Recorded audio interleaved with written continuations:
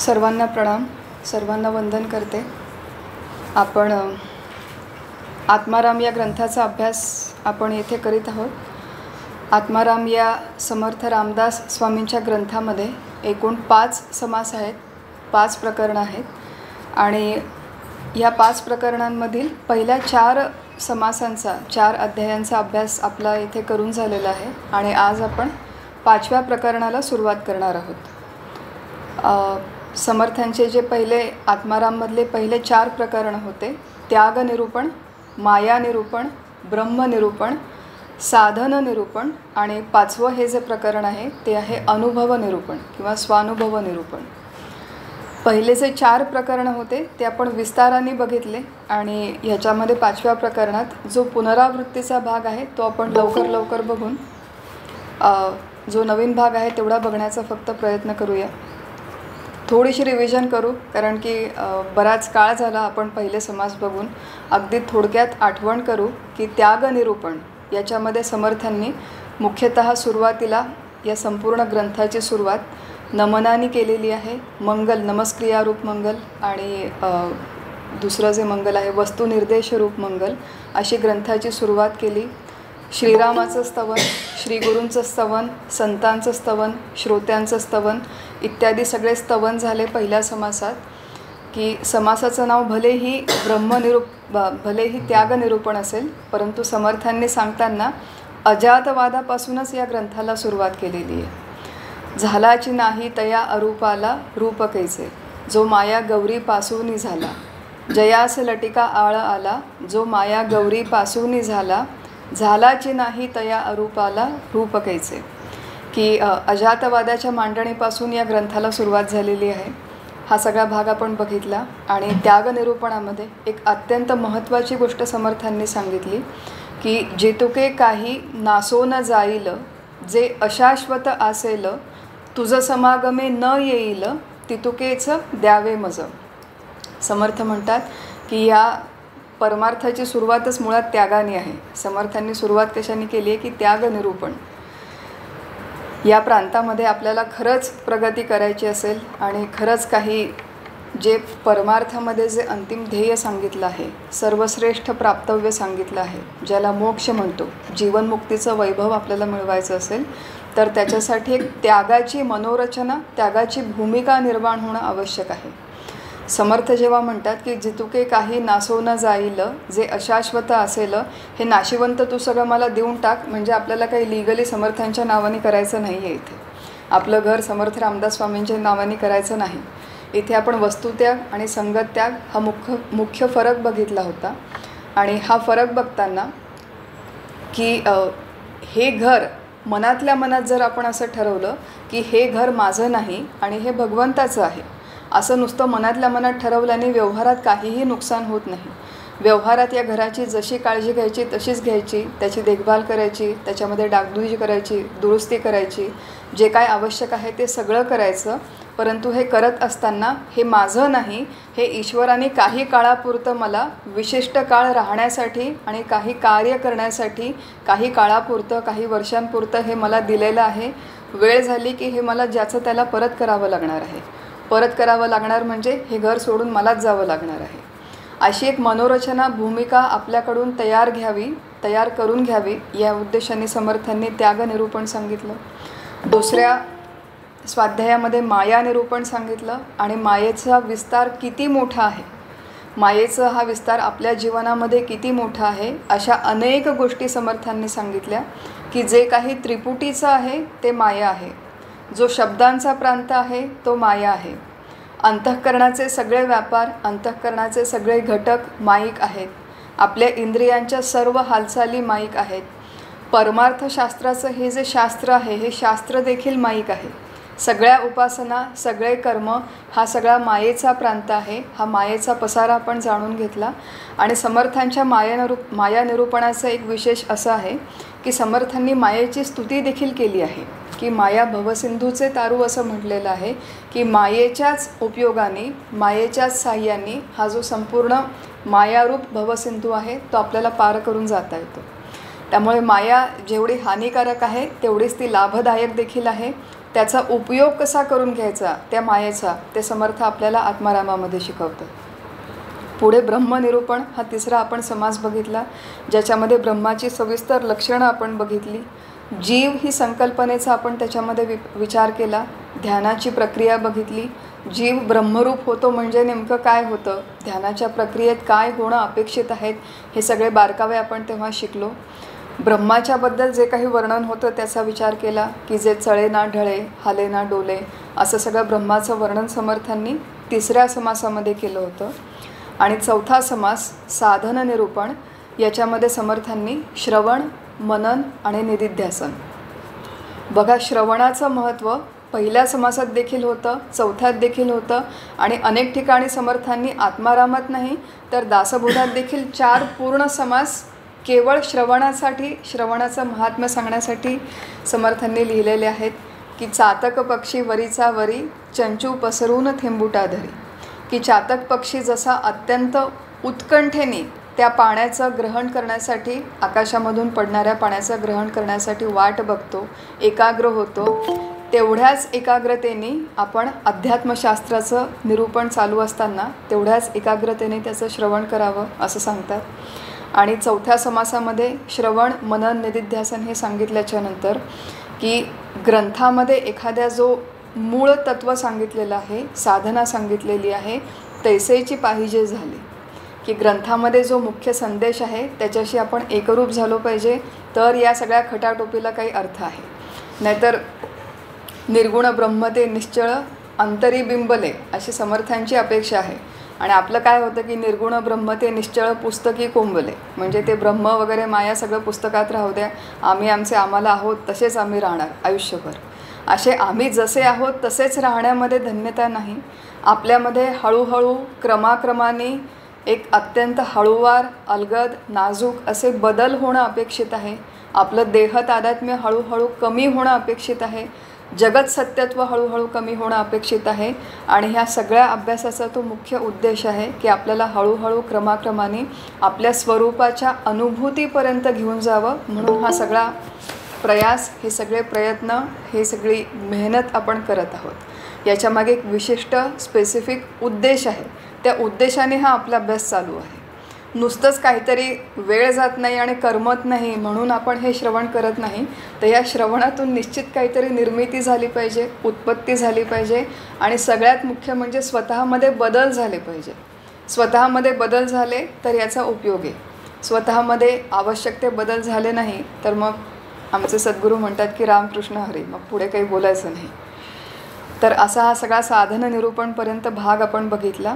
आणि आज अनुभव निरूपण हा जो 5वा समास आहे, त्या 5व्या समासाला आपण सुरुवात करीत आहोत. खरं व्यवहारामध्ये जेव्हा आपल्याला अनुभव येतात तेव्हा त्या अनुभवांचं कथन करणं शक्य असतं. म्हणजे काय, आपण आता कुठेतरी, मी युरोपला जाऊन आले, खूप छान अनुभव आले, खूप छान डोंगर होते, स्नो माउंटन्स होते, नदी होती, समुद्र होता. तो जो काही अनुभव आहे तो आपल्याला वर्णन करता येतो. एखादं फार सुंदर संगीत ऐकलं तर आपल्याला त्या संगीताचं वर्णन करता येतं की फार छान राग होता, मग त्यात जे काही स्वर होते, जो काही ताल होता त्याचं वर्णन करता येतं. किंवा ऐकताना आपल्याला किती छान वाटलं याचं वर्णन करता येतं. परंतु परमार्थशास्त्रामध्ये जेव्हा अनुभव हा शब्द घेऊन आपण त्याच्याबद्दल विवेचन करतो तेव्हा मुळातच हा सगळा प्रांत शब्दातीत आहे. यतो वाचो निवर्तन्ते अप्राप्य मनसासह असं श्रुती म्हणते, तैत्तरीय उपनिषद म्हणतं की आत्म्याच्या अनुभूतीचा हा जो प्रांत आहे तो आत्म्याच्या अनुभूतीचा प्रांत जिथे सुरू होतो तिथे वाणी परत फिरते, वाणी निवृत्त होते. म्हणजे आत्मानुभूती असं एखाद्या रूममध्ये बंद असेल असा जर आपण विचार केला तर त्या रूमचा जो उंबरठा आहे त्या उंबरठ्यापर्यंत सगळी इंद्रिये, सगळं अंतःकरण, मन, बुद्धी, चित्त, अहंकार, वाणी, आपले 4ही देह यांचं सगळ्यांचं काम क्रमाक्रमाने त्या उंबरठ्यापर्यंत आहे. त्याच्या आत्मानुभूतीच्या उंबरठ्यावर गेलं की या सगळे स्थूलदेह, सूक्ष्मदेह, 4ही वाचा या सगळ्यांना क्रमाक्रमाने निवृत्त व्हावं लागतं, पूर्णपणे शांत व्हावं लागतं. आणि तरच तो उंबरठा क्रॉस करून त्या अनुभूतीच्या प्रांतामध्ये आपण जाऊ शकतो. त्यामुळे इथे अनुभवाचं निरूपण केलं आहे खरं, परंतु अनुभवाचं निरूपण जरी केलेलं असेल तरी हे लक्षात ठेवायचं की मुळात हा सगळा जो प्रांत आहे तो शब्दातीत असलेला प्रांत आहे. शब्दांनी ज्याचं वर्णन करता येत नाही, हा ज्याचा त्यांनी स्वतः अनुभवून बघण्याचा प्रांत आहे. एका मर्यादेपर्यंतच त्या अनुभवाचं वर्णन करता येतं. त्या मर्यादेच्या पलीकडे त्या अनुभवाचं वर्णन करून सांगणं शक्य नाही. शब्दांमध्ये त्याला बांधणं शक्य नाही. आता इथे समर्थ म्हणतात, पहिली ही जी ओवी आहे 5व्या समासातली, त्याच्यामध्ये असं म्हणलेलं आहे की जय जयाजी स्वामी सर्वेश्वरा, आम्हा अनाथांची या माहेरा, सार्थक झाले जी दातारा, तुमच्या कृपा कटाक्ष. आता पहिली जी ओवी आहे ही सुरुवात शिष्याच्या ह्याच्यापासून झालेली आहे की शिष्य बोलतो आहे आपल्या सद्गुरूंशी. समर्थांनी 4थ्या समासाच्या शेवटी काय सांगितलं की आता मी तुला साधनेबद्दल बरेच सांगितलं, आता असो हे सांगणे, आता याच्यापुढे तू मला तुझा अनुभव सांग. ही जे काही तू साधना केलीस त्या साधनेनंतर तुला जे काही अनुभव आले ते तू मला सांग. मग 5व्या समासाची सुरुवात शिष्याच्या ओवीने झालेली आहे की त्यांनी सुरुवात केली, पण सुरुवात त्यांनी कशाने केली? सुरुवात त्यांनी अनुभवापासून केली नाही की मला जो कोणी विचारलं तुमचे अनुभव सांगा की लगेच मी एकदम उत्साहाने अहो मी असे ध्यानाला बसले होते, मी डोळे बंद केले आणि मग मला एक दिव्य प्रकाश दिसला. असं आपल्याला खूप घाई झालेली असते, खूप उतावीळ झालेलो असतो, पण की या प्रांतात जे काही अनुभव आले ते कधी एकदा आपण दुसऱ्यांना सांगतो अशी आपल्याला घाई झालेली असते. परंतु इथला हा जो शिष्य आहे हा असा उतावीळ नाही.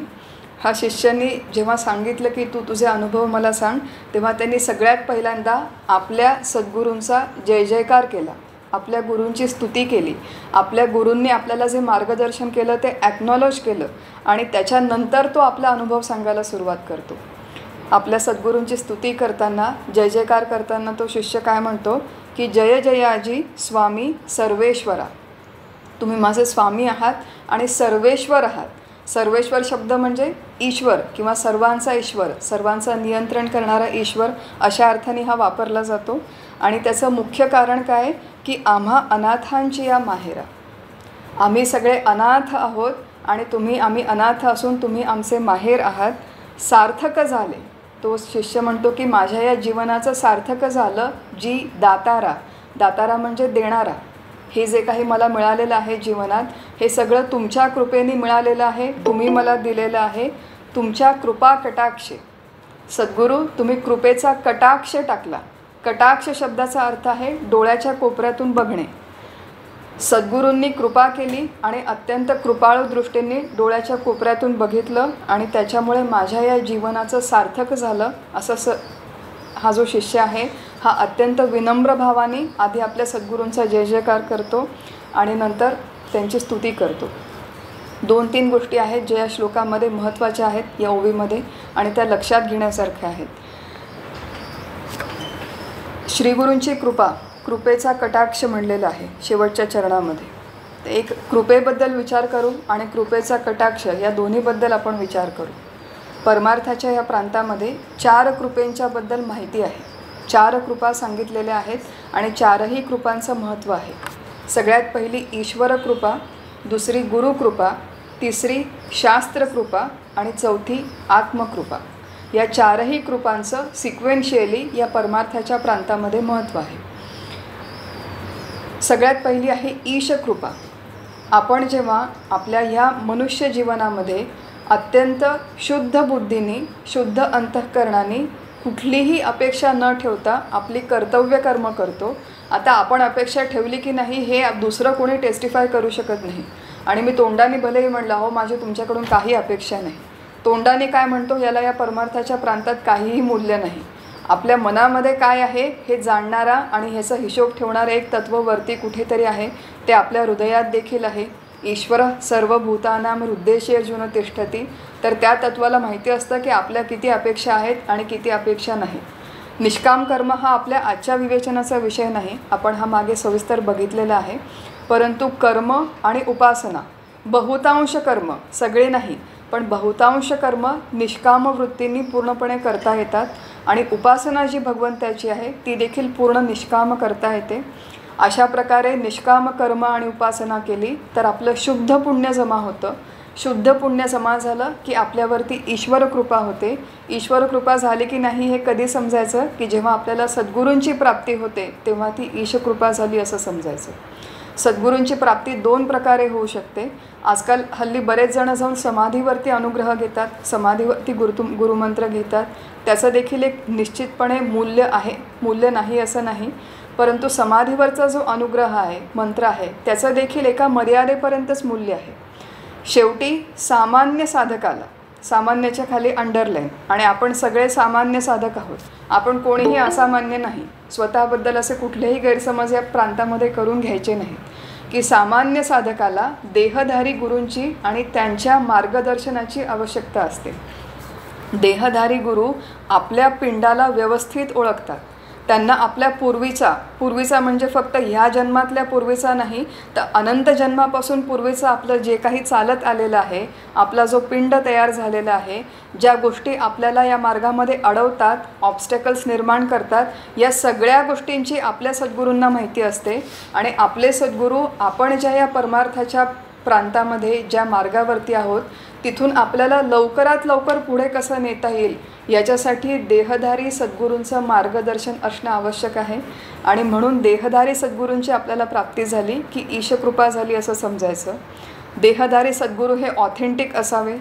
जे सद्गुरू ऑथेंटिक एखादे सद्गुरू आहे की नाही याचा केवळ एकच क्रायटेरिया आपण आजच्या काळामध्ये लावू शकतो की हे परमार्थ शास्त्रातलं ज्ञान, आत्मज्ञान, ब्रह्मविद्या ज्याला आपण म्हणतो, ही शिकवण्यासाठी आणि ही प्रदान करण्यासाठी जो आपल्याकडून पैसे अथवा दुसऱ्या कुठल्याही गोष्टीत अपेक्षा करत नाही, तो जो गुरु तो खरा सद्गुरू असं आजच्या काळात म्हणायला हरकत नाही. अनेक गुरु आहेत आणि आजही आपण भाग्यवान आहोत, आपण महाराष्ट्रात आहोत की महाराष्ट्रामध्ये असे अधिकृत ऑथेंटिक सद्गुरू अनेक आहेत. असे एखादे सद्गुरू जे आपल्या पिंडाशी मिळते जुळते आहेत, त्यांना भेट घ्यावी, त्यांचा अनुग्रह घ्यावा, त्यांचे चरण पकडावेत आणि त्यांच्याकडून पुढच्या या मार्गदर्शनाची अपेक्षा करावी. असं आहे की आपण त्यांच्या म्हणजे भगवंताच्या दिशेने अथवा सद्गुरूंच्या दिशेने 1 पाऊल टाकलं तर ते आपल्याकडे 2 पावलं टाकतात. पण असं आहे की आपण ढिम्म हलत नाही, आपण एकाच जागी बसलेलो राहतो आणि एकाच जागी बसून ती गुरुकृपा व्हावी, हा जो कृपा कटाक्ष आहे तो मी काहीच करणार नाही, मी माझ्या घरी बसून राहीन, मी काहीही साधना करणार नाही आणि मग तो भगवंताची कृपा माझ्यावर व्हावी. आणि कृपा हा जो शब्द आहे हा आपल्या या परमार्थाच्या प्रांतामध्ये फार बदनाम झालेला शब्द आहे.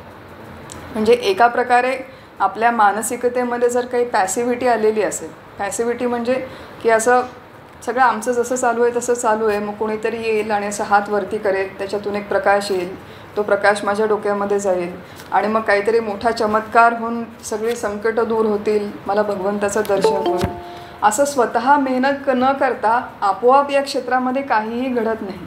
निष्काम कर्म आणि निष्काम उपासना करण्यासाठी आपल्याला तेवढे आधी कष्ट घ्यावे लागतात, तेवढं तप करावं लागतं, तेव्हा ईशकृपा होते. त्याच्यानंतर सद्गुरूंची प्राप्ती होते. सद्गुरूंची प्राप्ती झाल्यावर अनुग्रह मिळणं ही फक्त पहिली स्टेप आहे. It is only an initial step. अनुग्रह मिळाल्याच्या नंतर त्यांनी सांगितलेल्या मार्गानुसार ती साधना निष्ठेने करणं हे त्या अनुग्रहाचं सगळ्यात मोठं स्वरूप आहे. आणि त्याच्यानंतर सद्गुरूंची सेवा करणं, शक्य असेल तर त्यांच्या कार्यामध्ये मदत करणं, अशा सगळ्या प्रकारे आपण त्या सद्गुरूंची कृपा संपादन करण्याचा प्रयत्न करतो. आणि गुरुकृपा आपल्याला झाली की हळूहळू त्याच्यानंतरची पुढची स्टेप आहे ती आहे शास्त्रकृपा. शास्त्रकृपा म्हणजे एखादा ग्रंथ आपण जेव्हा हातामध्ये घेतो, आत्माराम दासबोध, तेव्हा सुरुवातीला या ओव्या वाचताना नुसतंच आपण एक मेकॅनिकली वाचतो आणि पुढे जातो. या ओव्या वाचायच्या पारायणामध्ये ओम नमोजी अध्याय ज्ञानेश्वरीमध्ये आपली सुरुवात होते आणि भरधाव गाडी सुटते. ती भरधाव गाडी सुटली की ती ओम नमोजी अध्यायापासून 9000 ओव्या वाचल्या आणि ते 9000 ओव्या वाचल्या, पारायण झालं, टिकमार्क झालं आणि मग पारायणाचं नंतर मावंद केलं की आपल्याला धन्य धन्य धन्य वाटतं की किती मोठं काम केलं. पण अशा प्रकारे पारायण करायला नावं ठेवणं हा इथे उद्देश नाही. पारायण अवश्य करावं, प्रत्येक ग्रंथाचं पारायण अवश्य करावं, परंतु त्या ग्रंथामध्ये जो मुख्य संदेश सांगितलेला आहे तो संदेश आपल्या आतमध्ये जाऊन भिनला पाहिजे. आपण जेव्हा एखाद्या शास्त्र ग्रंथाचा, संत ग्रंथाचा अभ्यास करतो तेव्हा आमचे सद्गुरू सांगतात की ती ओवी आपल्याशी बोलली पाहिजे. बऱ्याचदा काय होतं की आपण ओव्या वाचतो आणि नुसतं वाचून पुढे जातो.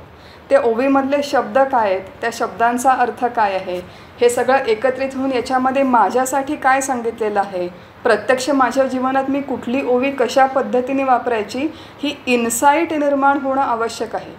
ही इन्साईट जोपर्यंत निर्माण होत नाही तोपर्यंत आपण नुसतंच मेकॅनिकल यांत्रिकपणे वाचन करतो. आणि असं यांत्रिकपणे वाचन ठीक आहे, म्हणजे दुसरं काहीच केलं नाही त्याच्यापेक्षा हे केलं असं म्हणण्याची पाळी आहे. तर आपण 4 प्रकारच्या कृपा बघत होतो की ईशकृपा, ईशकृपा झाली की सद्गुरूंची प्राप्ती, सद्गुरूंच्या प्राप्तीनंतर गुरुकृपा, गुरुकृपेनंतर शास्त्रकृपा. शास्त्रकृपा झाली हे आपण झाली की नाही हे कसं समजायचं की एखाद्या ग्रंथाचा जेव्हा आपण अभ्यास करतो तेव्हा त्या ओवीतले अर्थ आपल्याला हळूहळू उलगडू लागतात. ते अर्थ हळूहळू आपल्याला समजतात, ती ओवी आपल्याशी बोलू लागते. त्यामुळे शास्त्रकृपा. आणि दुसरं, जे आपण वाचलं, जे आपण ऐकलं ते आपल्याला समजतं शाब्दिक स्तरावर, ते आपल्याला लक्षात राहतं. बऱ्याचदा असं होतं की आपण ऐकतो आणि आता मागच्या शुक्रवारी आत्मारामात काय सांगितलं होतं असा जर प्रश्न विचारला तर मग आपल्याला आठवावं लागते की जरा मी नोट्स बघते आणि मग सांगते की आत्मारामात मागच्या आठवड्यात काय झालं होतं. लक्षात राहत नाही, आपली धृती, आपली धारणा कमी पडते. आणि म्हणून इथे काय सांगितलं आहे की ईशकृपा, गुरुकृपा, शास्त्रकृपा होणं आवश्यक आहे. आणि शास्त्रकृपा झाल्यावर या संपूर्ण वेदांतशास्त्राचं, संत ग्रंथांचं आपल्याला शाब्दिक ज्ञान व्यवस्थित झालं की त्याच्यानंतर सगळ्यात शेवटची जी आहे ती आहे आत्मकृपा. आत्मकृपा ही एक छान संकल्पना आहे.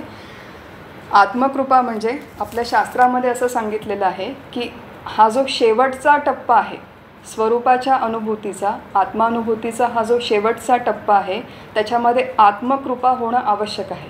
आणि आत्मकृपा म्हणजे काय की त्या आत्म्यानेच माझा स्वीकार केला पाहिजे. आत्म्याने माझा स्वीकार केला पाहिजे म्हणजे काय केलं पाहिजे की माझ्या मनात माझ्या स्वरूपाविषयी, माझ्या आत्मस्वरूपाविषयी इतकं प्रेम निर्माण होतं, इतकी ओढ निर्माण होते, इतकी तीव्र मुमुक्षा निर्माण होते की ही तीव्र मुमुक्षा निर्माण झाल्याच्या नंतर तो जणू काही तो आत्माच मला आपल्यामध्ये समाविष्ट करून घेतो. कठोपनिषद नावाचा एक उपनिषद आहे ज्याच्यामध्ये यम नचिकेत यांचा संवाद आलेला आहे. आणि त्याच्यामध्ये त्यांनी हा जी संकल्पना आहे ती छान उलगडून सांगितलेली आहे. त्याच्यामध्ये एक श्रुती आहे, त्याची श्रुतीमध्ये असं लिहिलेलं आहे की नायमात्मा प्रवचनेन लभ्यो न मेधया न बहुधा श्रुतेन. हा जो आत्मा आहे, या आत्म्याची अनुभूती नायमात्मा प्रवचनेन लभ्यो. मला नुसतं प्रवचन करून मिळणार नाही, लोकांना सांगून मिळणार नाही. लोक जर कोणी आत्म्याचं निरूपण करत असतील तर ते केवळ ऐकून देखील मला आत्म्याची अनुभूती येणार नाही. नायम आत्मा प्रवचनेन लभ्यो न मेधया. मी खूप बुद्धिमान आहे, म्हणजे मी एवढ्या मोठ्या युनिव्हर्सिटीची ग्रॅज्युएट आहे आणि मी एवढ्या मोठ्या कॉर्पोरेशनमध्ये नोकरी केली, मी फार बुद्धिमान आहे. न मेधया, केवळ बुद्धिमान असून या आत्म्याची प्राप्ती होणार नाही. न बहुना श्रुतेनं, नायमात्मा प्रवचनेन लभ्यो, लोकांना सांगून येणार नाही, लोकांचं ऐकून येणार नाही, केवळ बुद्धीने येणार नाही. यमैवैष वृणुते तेन लभ्यस तस्सैष आत्मा विवृणुते तनुस्वाम. याचा अर्थ असा आहे की हा आत्मा, आता इथे त्यांनी एक रूपक सांगितलेलं आहे की जणू जीवाचं आणि आत्म्याचं लग्न झालं तर हा आत्मा मला वरतो, म्हणजे हा आत्मा माझा स्वीकार करतो. आता असं आहे की प्रत्यक्षात आत्मा कुणाचाही स्वीकार करत नाही. का बरं करत नाही? कारण की आत्मा हे एकमेवाद्वितीय तत्व आहे. त्याच्याकडे कर्मेंद्रिय नाही, त्याच्याकडे ज्ञानेंद्रिय नाही, ते अमन आहे, अप्राण आहे. असं हे जे आत्मतत्व आहे ते प्रत्यक्षात कुणाचाही स्वीकार करत नाही, परंतु आत्मा जणू काही माझा स्वीकार करतो. आणि आत्मा जणू काही माझा स्वीकार केव्हा करतो की जेव्हा त्याच्याबद्दल माझ्या मनामध्ये अनावर ओढ निर्माण होते, तेव्हा तो माझा स्वीकार करतो. हा कृपेमधला शेवटचा टप्पा आहे.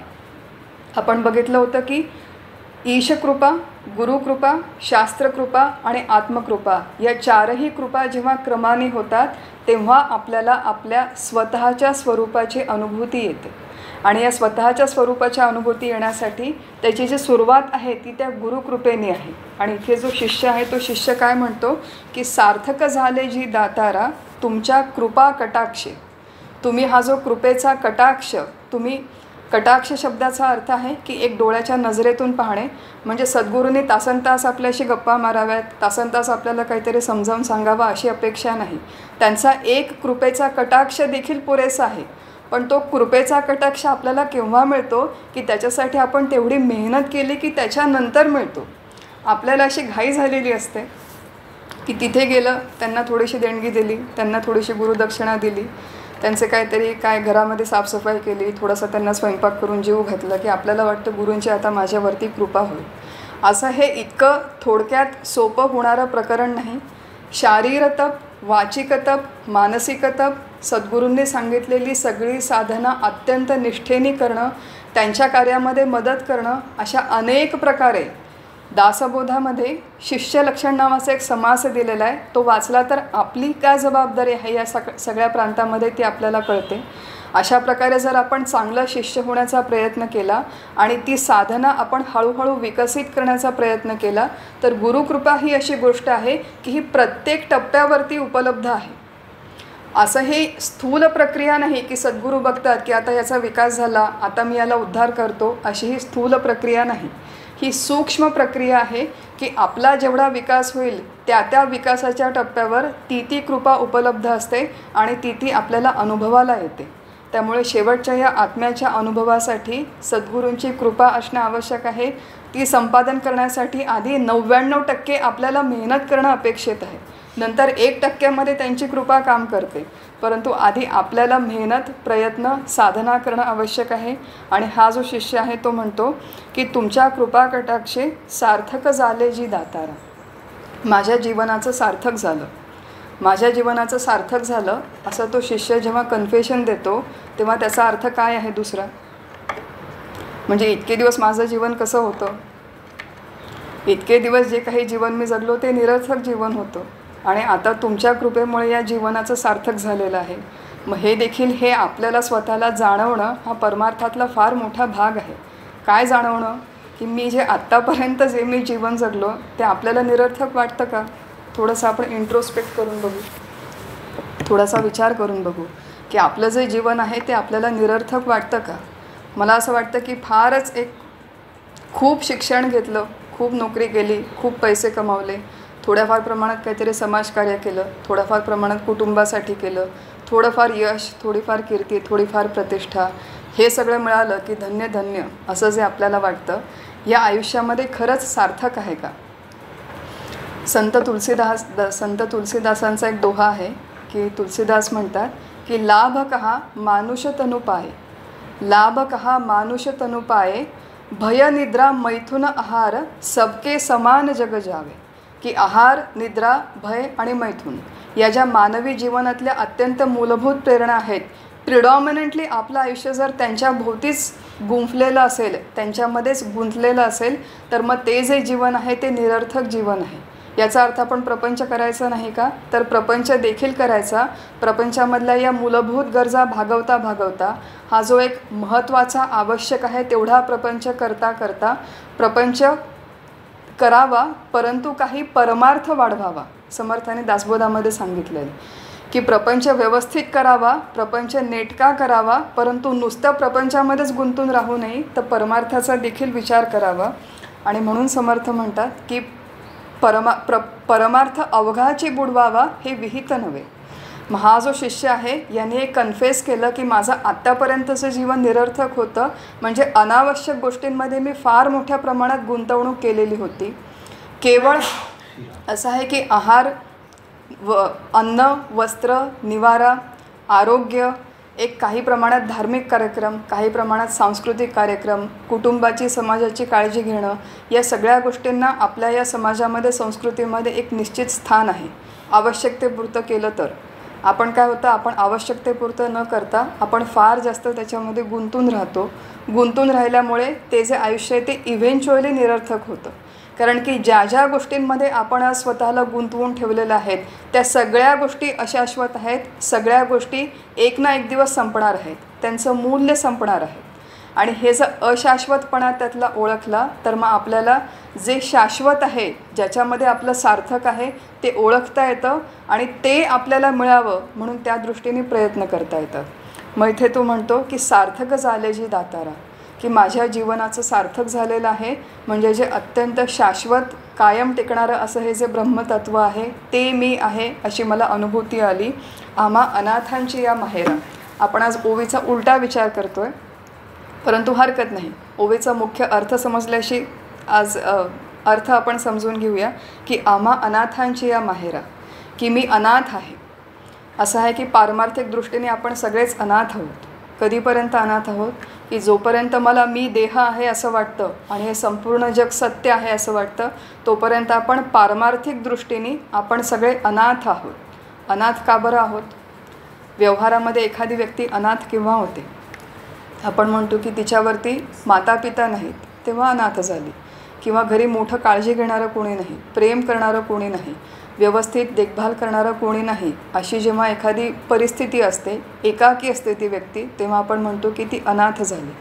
जी व्यक्ती व्यवहारामध्ये अनाथ असते, दीन असते, दुःखी असते, आपल्याला दाखवतात की मग ती खूप प्रयत्न करते, खूप स्ट्रगल करते आणि मग नंतर काहीतरी यश कीर्ती मिळवण्याचा प्रयत्न करते वगैरे, तो झाला व्यवहाराचा भाग. परंतु व्यवहारामध्ये हे सगळं जरी असलं तरी आपल्या परमार्थाच्या दृष्टीने जेव्हा आपण विचार करतो तेव्हा आपल्या सगळ्यांचं मूळ स्वरूप हे अत्यंत मोठं, अत्यंत सुंदर, अत्यंत व्यापक असं ब्रह्मतत्व हे आपलं मूळ स्वरूप आहे.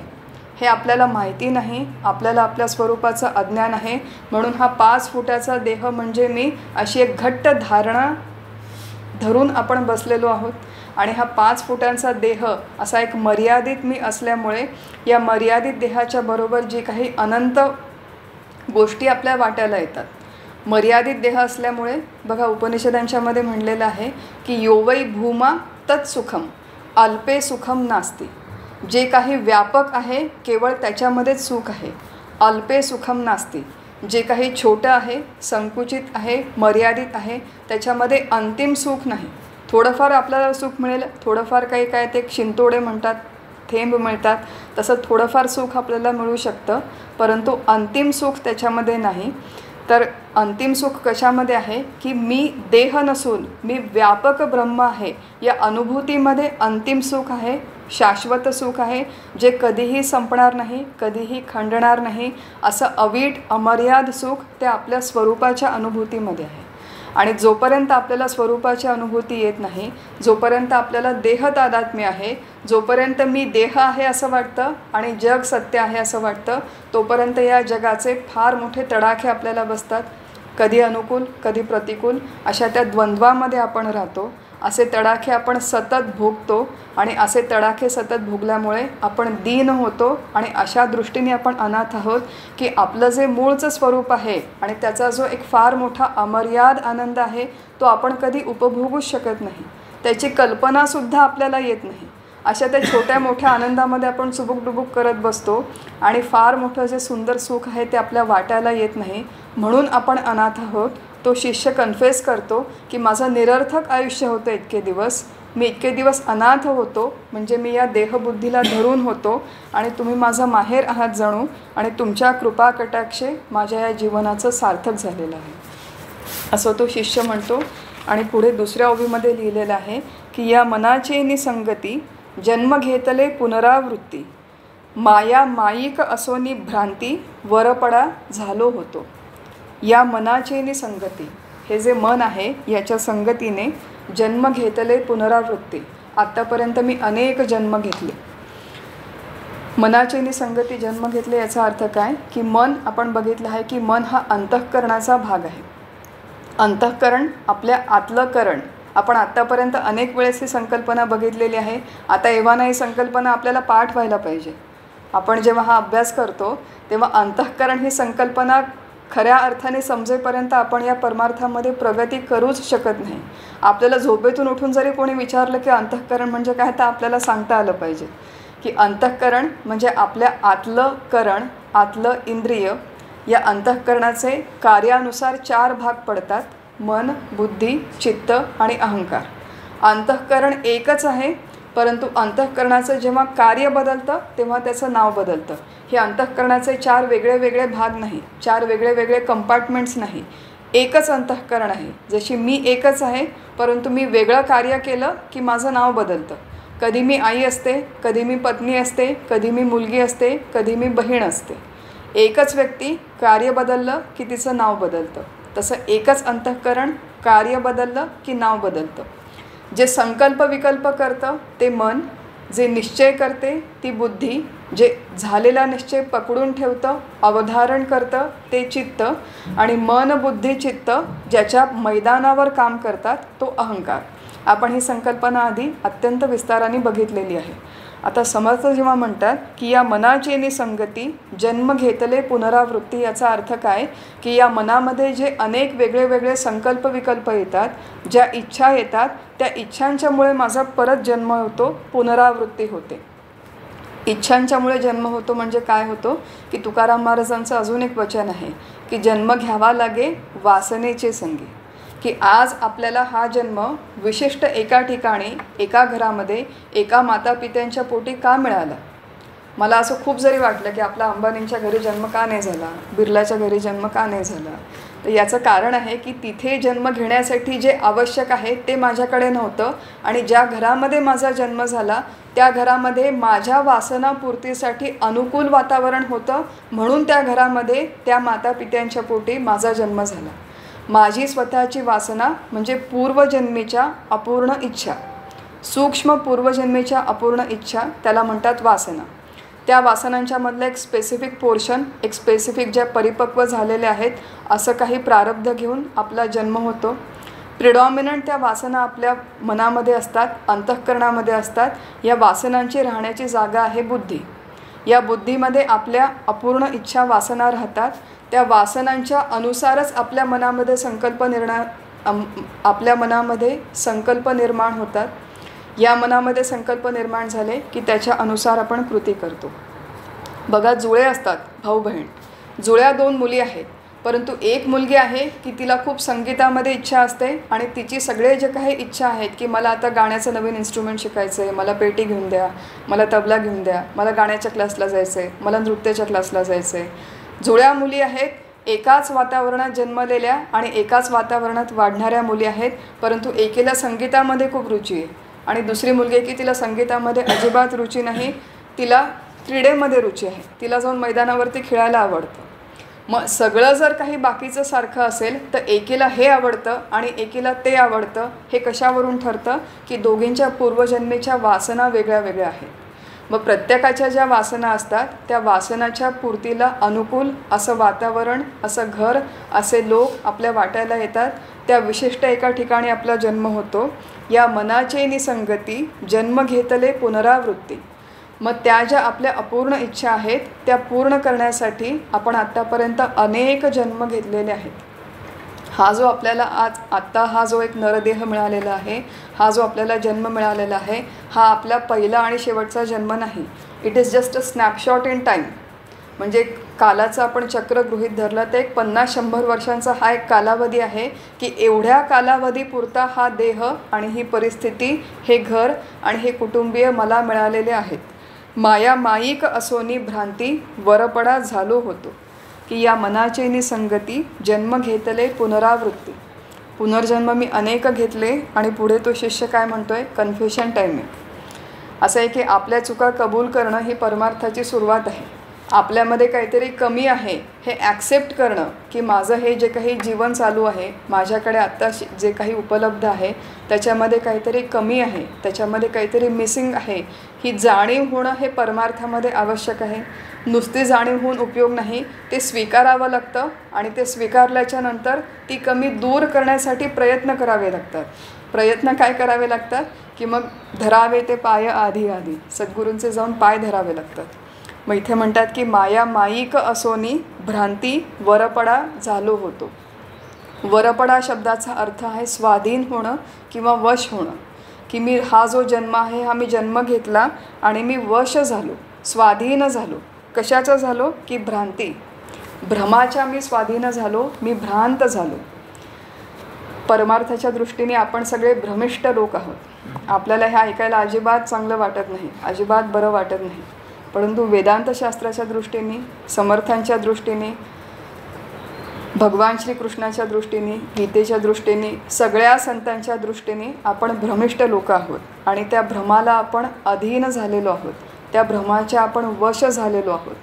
आणि माया माईक असोनी, ही जी माया आहे, हा जो संपूर्ण माईक संसार आहे, हा माया म्हणजे जी मुळात अस्तित्वातच नाही अशी ही जी माया आहे, या मायेमुळे जे काही भ्रम होतात त्या भ्रमाच्या मी स्वाधीन झालो आहे.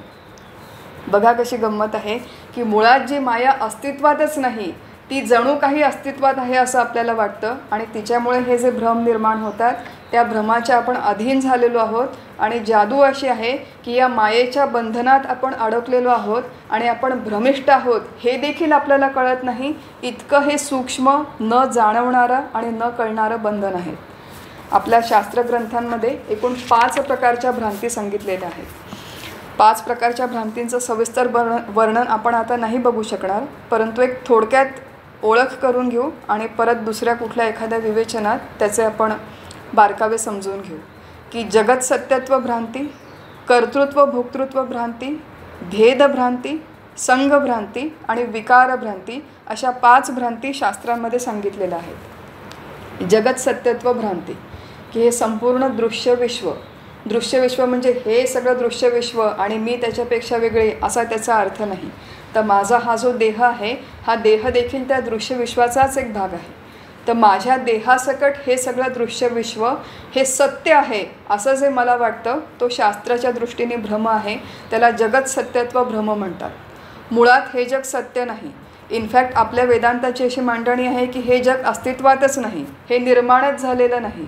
अजातवाद जो मांडुक्य उपनिषदात सांगितलेला आहे तो आपल्या वेदांताचा अंतिम सिद्धांत आहे. पण अजातवाद आपल्या पचनी पडत नाही, तो कळत नाही, तो ॲक्सेप्ट करणं अजूनच अवघड आहे. मग निदान हे जग झालेलं नाही हे आपण कन्व्हिन्स होत नाही हे ठीक आहे, पण निदान जे जग आपल्याला दिसतं, जे जग आपल्याला रोज अनुभवाला येतं, निदान ते माईक आहे, मिथ्या आहे, काल्पनिक आहे, ट्रान्झियंट आहे, अत्यंत क्षणिक आहे, अत्यंत क्षणभंगूर आहे एवढं तरी आपल्याला कळावं. म्हणून ही शास्त्र मांडणी करतं की जग सत्य नाही, जग मिथ्या आहे. मिथ्या आहे म्हणजे काय की ते आहे, 3ही काळात आहे असंही नाही, 3ही काळात नाही असंही नाही, त्याची आपल्याला थोड्या वेळापुरती प्रतीती येते म्हणून त्याला म्हणतात मिथ्या. सत्विलक्षण, असत्विलक्षण, अनिर्वचनीय, मिथ्या, माईक असं हे जगाचं स्वरूप आहे. ते आपल्याला कळत नाही, आपण त्याला सत्यत्व देतो, आपल्याला हे सगळं खरं वाटतं म्हणून फार मोठ्या प्रमाणात आपण गुंतवणूक या जगामध्ये केलेली आहे. एक आहे भावनिक गुंतवणूक, एक आहे वेळेची गुंतवणूक.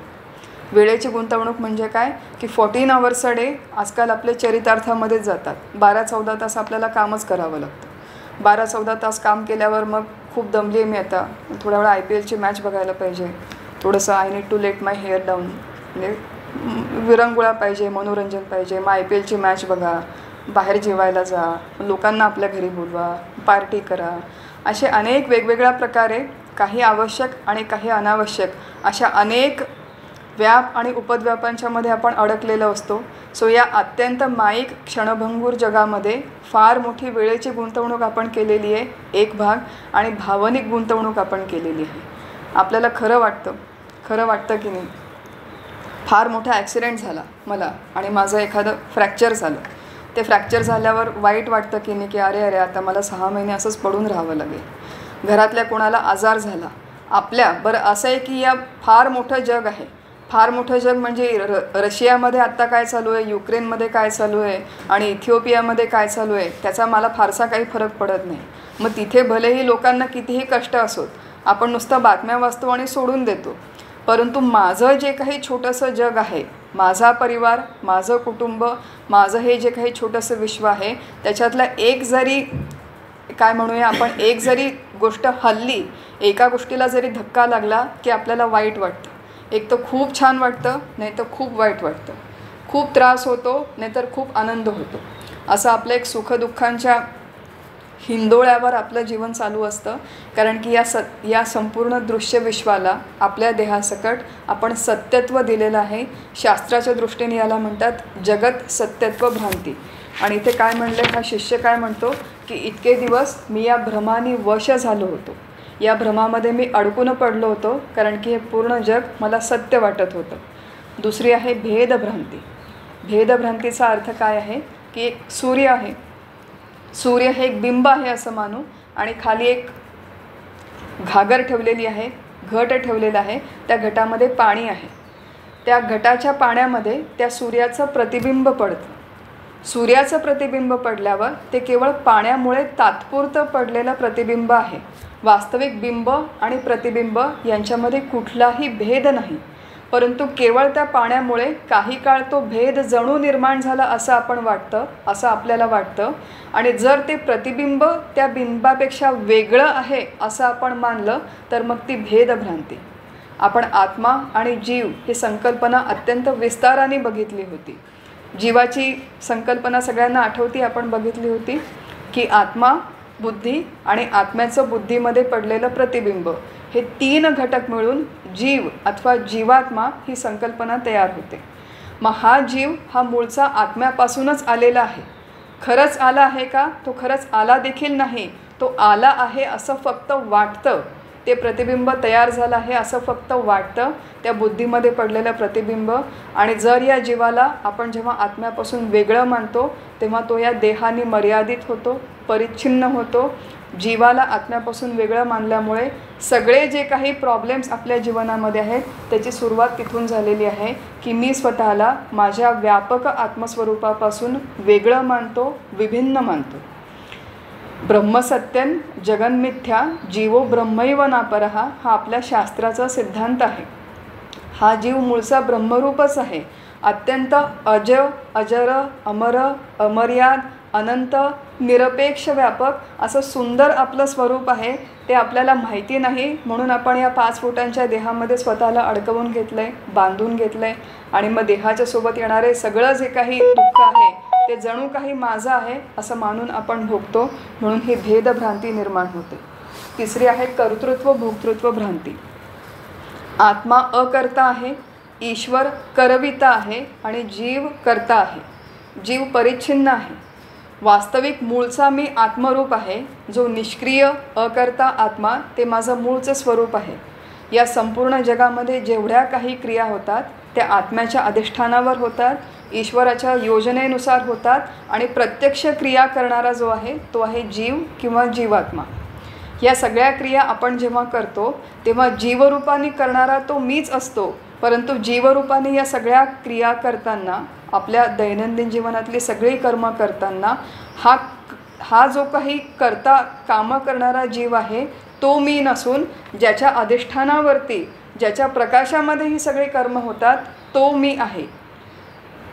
अकर्ता आत्मा मी आहे ही अनुभूती घेण्यासाठी कर्त्या जीवानी करवित्या ईश्वराच्या सगळ्या आज्ञा मानायच्या, करवित्या ईश्वराची उपासना करायची आणि अशा प्रकारे निष्काम शुद्ध चांगली कर्म करता करता मी अकर्ता आत्मा आहे असा अनुभव घ्यायचा. ही सगळी आपली प्रणाली बघून झालेली आहे. आज आपण जे इथे बघतोय ते फक्त रिपिटेशन आहे. आणि रिपिटेशन आहे म्हणून आपण थोडक्यात बघतो आहोत की मी करता आहे आणि मी भोगता आहे.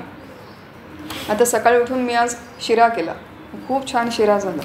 आणि घरच्या सगळ्यांनी खूप कौतुक केलं की वा वा किती छान शिरा झाला. असं त्यांनी म्हटलं की लगेच माझ्या अंगावरती मूठभर मांस चढलं. असं आहे की प्रत्यक्षात शिरा मलाच करायचा आहे.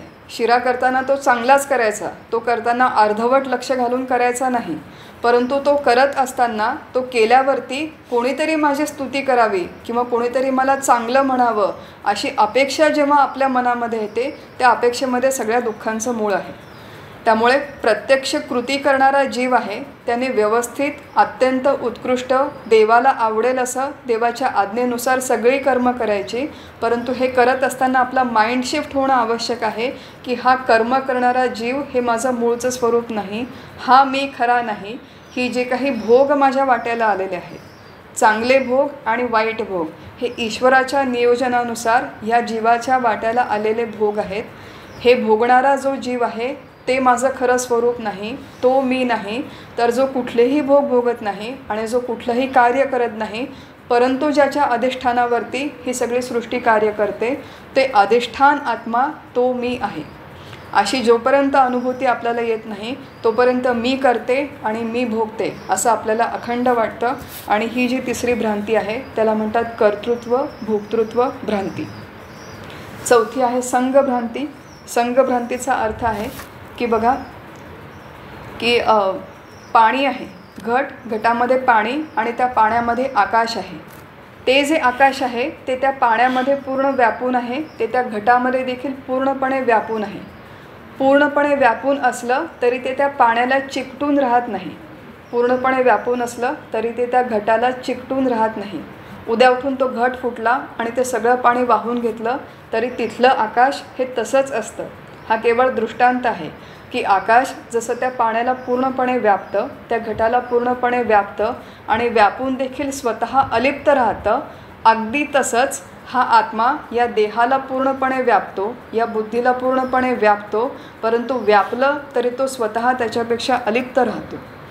आत्मा आणि बुद्धी, आत्मा आणि देह यांचा असा संबंध आहे की मुळात आत्मा हा अलिप्त आहे, कशानेही लिप्त होत नाही, कशानेही बांधला जात नाही. परंतु असं असताना देखील तो बुद्धीचा संग स्वतःला जोडून घेतो, देहाचा संग स्वतःला जोडून घेतो आणि मग बुद्धीचे सगळे धर्म तो स्वतःवरती ओढवून घेतो. स्मरण आणि विस्मरण हे बुद्धीचे धर्म आहे. पण बुद्धीचे हे धर्म असताना आपण काय म्हणतो की मला आठवलं. गीतेचे सगळे अध्याय 5-6 वर्षांपूर्वी मी पाठ केले होते. त्यातले काही काही अध्याय लक्षात आहेत, काही काही लक्षात नाही. परंतु सगळ्यांना सांगताना मी काय सांगते की मला अध्याय पाठ झाले. माझी स्मरणशक्ती किती चांगली आहे. एखादी गोष्ट जेव्हा आपल्याला आठवते किंवा आठवत नाही तो बुद्धीचा धर्म आहे. आणि शंकराचार्यांनी आपल्याला काय सांगून ठेवलं आहे की नमे बुद्धी अहंकार चित्ता निनाहम. मी बुद्धी देखील नाही, मी मन देखील नाही, मी अहंकार देखील नाही. मग हे बुद्धी मी नाही, बुद्धीचे धर्म मी नाही, तरी बुद्धीचे धर्म मी स्वतःवरती ओढवून घेते आणि बुद्धीचा संग मला जडतो. याला म्हणतात संगभ्रांती. की देहाचे धर्म आपण आपल्यावरती ओढवून घेतो, आपल्यावरती म्हणजे आत्मस्वरूपावरती. बुद्धीचे धर्म आपण आपल्यावरती ओढवून घेतो, मनाचे धर्म आपण आपल्यावरती ओढवून घेतो. सुखी कोण होतं? मन. दुःखी कोण होतं? मन. परंतु आपण म्हणतो की मी सुखी झालो आणि मी दुःखी झालो, कारण की त्या मनाचा आपल्याला संग जडलेला आहे, त्या मनाला आपण चिकटून राहिलेलो आहोत. परंतु मन, बुद्धी, अहंकार हे माझं खरं स्वरूप नाही. आणि म्हणून संगभ्रांती 5वी जी सांगितली आहे ती आहे विकारभ्रांती. विकारभ्रांती त्याच्यामध्ये अस्ति, जायते, वर्धते, विपरिणमते, अपक्षीयते आणि म्रियते असे एकूण 6 विकार आपल्या शास्त्रामध्ये सांगितलेले आहेत. अस्ति म्हणजे बीज रूपाने असणे, जायते म्हणजे जन्म होणे, वर्धते म्हणजे वाढणे, विपरिणमते म्हणजे बदल होणे, अपक्षीयते म्हणजे क्षीण होणे आणि म्रियते म्हणजे मृत्यू होणे. हे 6च्या 6 विकार आपल्या शास्त्रानुसार सगळे विकार देहाचे आहेत. देह बीज रूपाने असतो, त्याचा जन्म होतो, तो वाढतो, त्याच्यामध्ये बदल होतात, तो क्षीण होतो आणि त्याचा मृत्यू होतो. हे सगळं असताना हे 6च्या 6 विकार मला म्हणजे आत्मस्वरूपाला आहे असा हा जणू मानतो आणि म्हणून तो त्या भ्रमाला वश होतो. विकारभ्रांती. मूळचं हे जे आत्मस्वरूप आहे, आत्मा हे जे आपलं मूळचं रूप आहे हे निर्विकार आहे, याच्यामध्ये कुठलाही बदल होत नाही. विकार शब्दाचा अर्थ आहे बदल. हे 6 प्रकारचे विकार आपण बघितले.